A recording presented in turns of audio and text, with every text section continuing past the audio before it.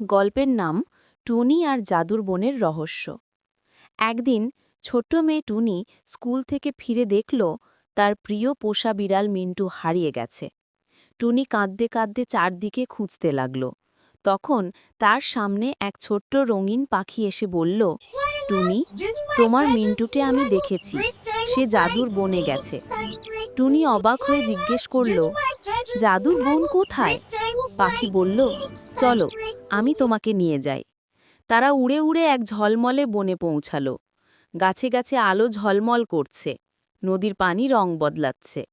সেখানে এক দুষ্টু বানর বনু টুনির সামনে এসে বলল, মিন্টুকে ফেরত চাইলে 3টে প্রশ্নের উত্তর দিতে হবে। টুনি সাহস করে বলল, ঠিক আছে, করো প্রশ্ন। 1. বনের সবচেয়ে দরকারি জিনিস কি? টুনি ভাবল, বলল, গাছ, কারণ গাছ না থাকলে বনের প্রাণই থাকে না। বানর মাথা নেড়ে বলল, ঠিক। 2.